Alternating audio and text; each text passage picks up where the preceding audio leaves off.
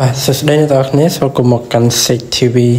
នៅក្នុងកម្មវិធី Cooking Class ថ្ងៃនេះខ្ញុំនឹងមកធ្វើម្ហូបតម្លៃត្រឹមតែ 4,500 រៀលទេបាទយើងថា 5,000 រៀលទៅចុះដោយខ្ញុំទិញល្ពៅនឹងអស់ 3,000 ល្ពៅ 2,500 ល្ពៅតែ 2,500 ទេហើយសាច់ជ្រូកហ្នឹងសាច់ជ្រូក 2,000 អញ្ចឹងវាសល់ 500 ហើយល្ពៅ 2,500 ហ្នឹងខ្ញុំគិតថាតិចណាប៉ុន្តែច្រើនមែនទែនបងប្អូនទៅពេលយើងយកមកលាងសម្អាតលាងអីចឹងណាហើយបន្ទាប់ពីយើងលាងហើយក៏យើងហាន់ស្លឹកខ្ទឹម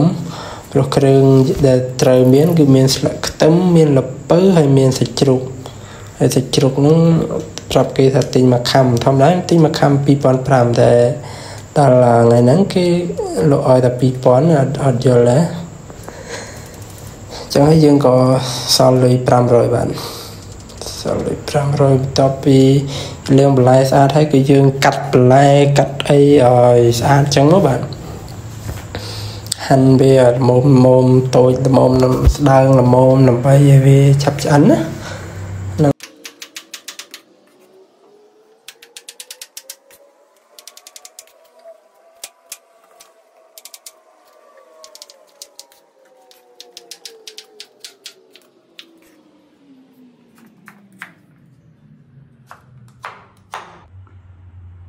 ទៅពីហាន់ល្ពៅហើយលាងសាច់ហើយគឺយើងចាប់ផ្ដើមមកហាន់សាច់ម្ដងបាទសាច់ហ្នឹងគឺយើងលាងសម្អាតហើយបាទតែយើងអត់បានថតបាទលាងសម្អាតមកស្អាតហើយបាទយើងយកទុកវាស្រស់ទឹកហើយអត់យកមកហាន់សាច់ហ្នឹងតែ 2,000 ទេបាទមួយខាំបាទដល់យើងហាន់សាច់ហើយ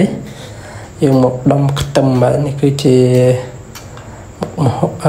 ប្រភេទគ្រឿងដែលសំខាន់សម្រាប់ឆាបាទគឺយើងត្រូវតែមានខ្ទឹមបាទនេះខ្ទឹមសដំវាហើយយើងបកសបកចឹងមកទៅបកសបកហើយយើងហាន់វាតូចៗបាទហាន់ស្រួលយ៉ាងមុតដៃ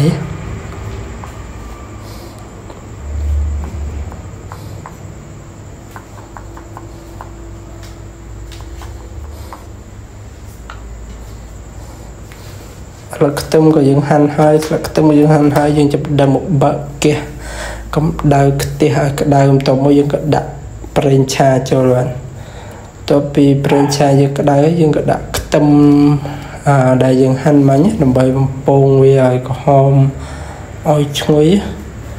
ហើយបន្ទាប់ពីខ្ទឹមយើងនឹងចាប់ដើមក្រហមឈ្ងុយហើយហ្នឹងយើងក៏ចាប់ដើមត្រៀមចាក់សាច់ជ្រូកយើងចូលបាទបន្ទាប់ពីសាច់ចាក់បន្ទាប់ពីចាក់សាច់ជ្រូកចូលហើយយើងក៏ដាក់អំបិលស្ករសយើងមិនបាច់ចាំដាក់ច្រើនទេបាទព្រោះតួឯកយើងផ្អែមត្រាច់ហើយគឺល្ពៅបាទដាក់ថែមប៊ីចេងហើយគ្រឿងដែលសំខាន់ដែលយើងមិនអាចភ្លេចបានដើម្បីឲ្យរសជាតិវាឈ្ងុយឆ្ងាញ់គឺប្រេងខ្យងបាទ oyster sauce បាទ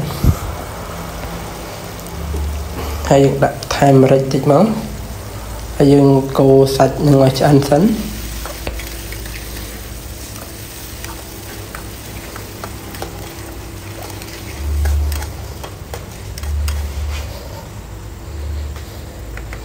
បន្ទាប់ពីសាច់របស់យើងឆ្អិនហើយយើងក៏ចាប់ផ្ដើមថែមទឹកត្រីបន្តិចទៀតបាទដើម្បីថែមឲ្យជាតិរសហើយក៏ដាក់តួឯករបស់យើងគឺល្ពៅបាទល្ពៅច្រើនមែនទែនបាទពើទិញតែ 2,500 ទេបាទហើយយើងទុកស្លឹកខ្ទឹម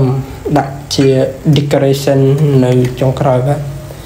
ចុងមកធ្លាក់សាច់អស់ម្ដុំមើលសាច់ពងតិចផង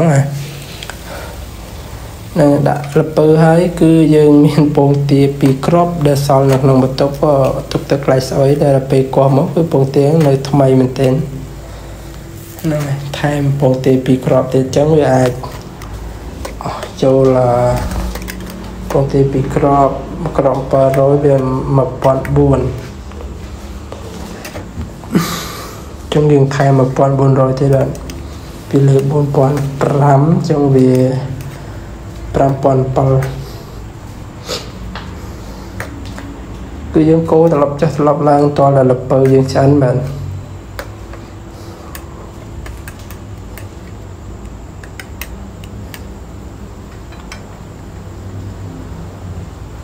ទុកឲ្យខាងក្រោមវាឆ្អិនណាយើងកូរវាត្រឡប់ឡើងម្ដងទៀតបាទ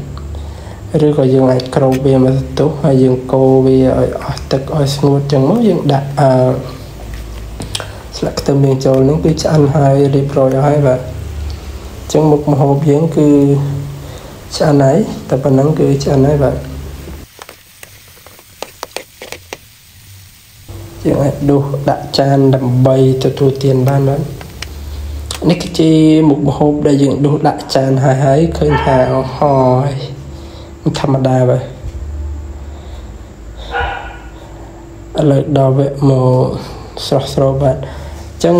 វីដេអូពីវិធីឆាល្ពៅគឺមានតែប៉ុណ្ណឹងបាទដល់ខុសត្រូវអីក៏បងប្អូនអាច comment នៅក្រោមវីដេអូហ្នឹងបានបាទសូមអរគុណសូមជម្រាបលា